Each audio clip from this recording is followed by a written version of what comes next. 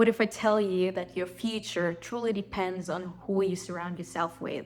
These people will slowly shape who you become. Hi, this is Rosenna. I am a registered nurse for 16 years. I am passionate about success, faith, and living your life to the fullest. And today we will be talking about choosing your friends wisely because your life depends on it. Point one, you become who you are surrounding yourself with. The truth is, you don't really choose your friends. You slowly become like them. Their habit becomes your habit. Their mindset becomes your mindset. Say, for example, if you are surrounded with somebody who complains all the time, you will eventually see life the same way. If they gossip, you usually start talking about other people too. And even if you didn't mean doing that, it becomes normal. It becomes part of your conversation. It becomes part of your morning and routine.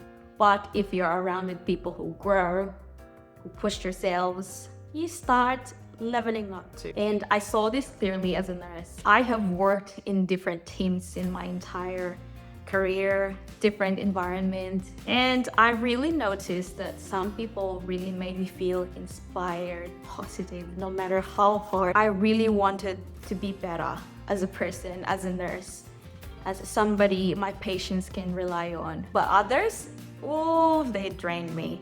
Their energy is something I don't really want to be surrounded with. It actually slowly changed how I saw my work and even how I saw myself. And that's when it hits me.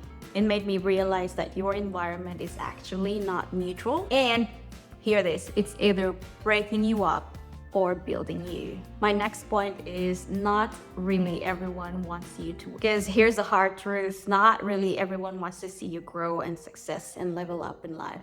They're not bad people, but because seeing you growing makes them really uncomfortable. And sometimes it really shows in small ways. The lack of support, this silence when you achieve something. They don't really like your part. They're just viewers. They are the people who doesn't really celebrate you. They are the ones who carry themselves with haughty eyes and constantly talk about other people's lives. I tell you, it's subtle, but you will feel it. When you start dreaming bigger, when you want something more, some people will laugh, some people will doubt, some people will look down on you, some people will say, I don't think that's a good idea. And some people will keep you small without even realizing. I felt this before. There are hundreds of moments where I really wanted to step out and level up with my life, to try something new and to dream beyond just surviving my job. But instead of support, I received judgment. Like, why are you doing that? That sounds stressful. That sounds too much. Isn't what you have is enough? And I tell you, slowly you will start questioning yourself. You will start questioning your decision. You will start shrinking your dreams, yourself, just to get accepted. But listen to me. The right people will never hate you for wanting life more. My next point is your environment is either healing you or draining you. At some point, you really have to ask yourself, do I feel better or worse after surrounding myself with this kind of people? Because I tell you, energy doesn't really lie. If you constantly feel tired, unmotivated, you don't want to hang out with them anymore, you feel small, you shrink your ability when you're not there, or you feel emotionally heavy. Ooh, that's big. That's normal, and this is a sign that you need to look out for. This is where my life really changed as a person. When I started putting up boundaries, like blocking people who are very negative with me, the ones who are gossiping about other people. Ooh, just be careful with gossipers because they will talk about other people and then they will talk about you behind your back. I've cut access with people I thought were my friends. And I tell you, it wasn't really easy because it was the first time I ever felt so alone. And I felt guilty for pushing boundaries, for isolating myself, for pushing them out of my life. But eventually, because I pushed them out, I have new space for new friends. And that's when I found the real ones. The people who genuinely supported me, the people who are accepting, the people who are not judgmental, The people who are just genuinely happy for you. The people who really cares. And because of that clarity, I started to have a better headspace. Because I know everything really starts in your mind, right? If you feel shitty, your mind feels shitty and you can't really decide on the things that you really wanted to do because you're not healthy. Your mind is not healthy. You will eventually develop peace of mind. You will improve your self-confidence. Yeah, that's a big one. That boosted my confidence and I started to believe, oh, maybe I can do this. Maybe I can be successful. Maybe I can achieve a better score. Maybe I can pass my exams. And because of that clarity, I became so ambitious, so visionary.